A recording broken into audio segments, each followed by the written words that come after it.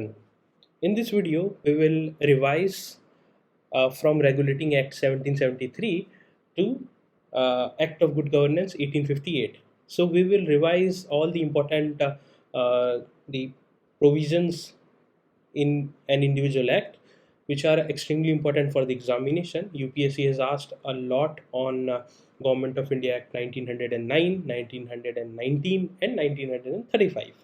But there is a huge probability that they might ask from 1773 to 1858. So let's have a recap. Now, Regulating Act of 1773, there are some important provisions which we will look.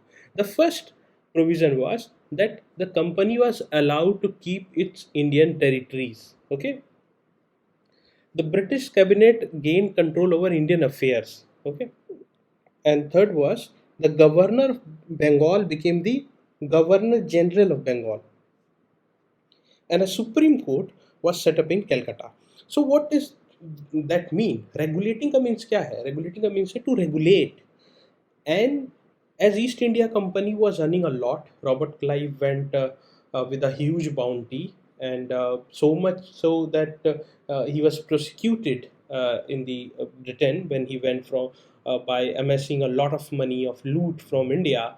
So they all believe that they are earning a lot of money, and now the British Parliament needs to uh, regulate them, have a kind of check, and that is why Regulating Act was enacted to first of all make this company's functioning streamlined, and secondly to have a kind of control over the company's affairs. Now, there were some loopholes in Regulating Act which was tried to be corrected through Pitt's India Act of 1784. Now, what happened is there was a dual control system. The British government and East India Company shared control. Company territories became British possessions. This is a very important point.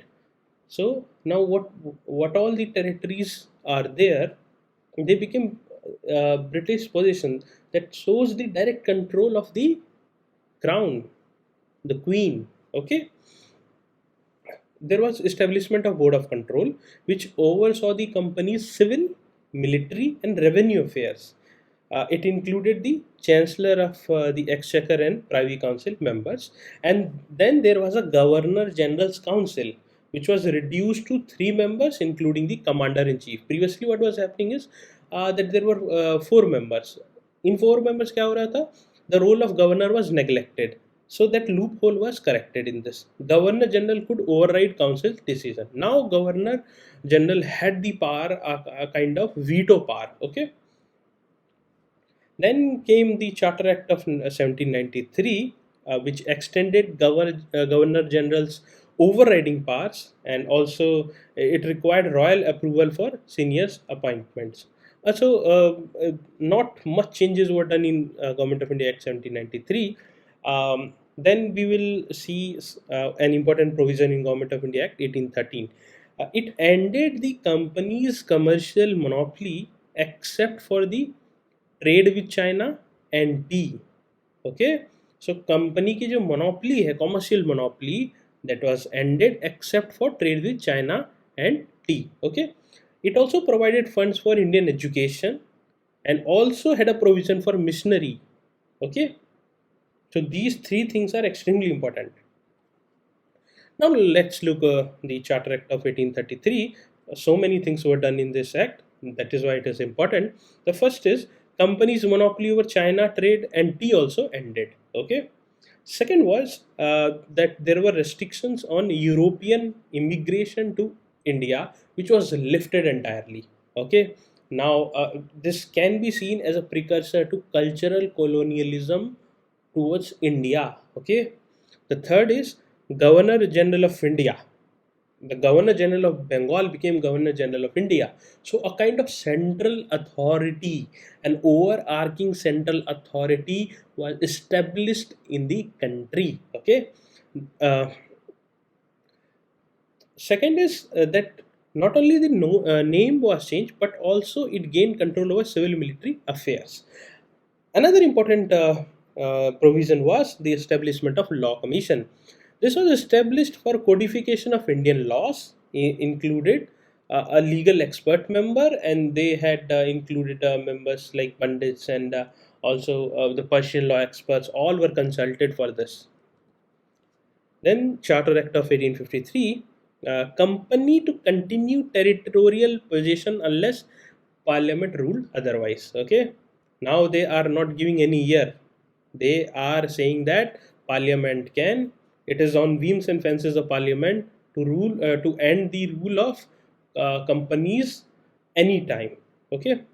Second is companies patronage over service dissolved, and a kind of competitive examination or meritocracy with the involvement of Indians was first started in government of Chartered Act of 1853. Okay,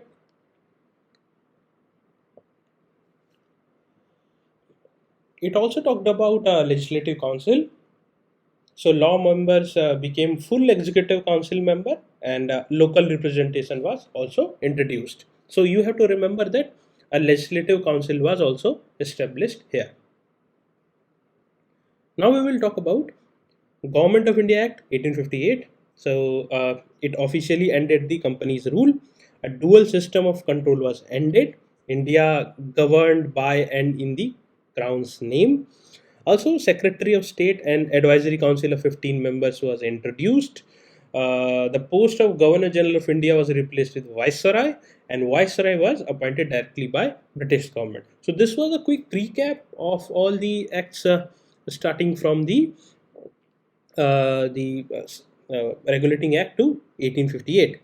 Now, you need to understand that Viceroy post was somewhat a direct control of Queen over the India. The company's affair became the British possession. Okay, and now what will happen is that they will not dwell into any kind of social reform as such. They will try to desist going into the social reforms or dwelling into the cultural reforms, because the igniting point of 1857 act was the changes that were brought in the cultural sphere. Okay, so the style of governance will change, and also the name. So we will, in the next lecture, we will study about Government of India Act 1909, 1919, and 1935. Okay, so take care, best wishes.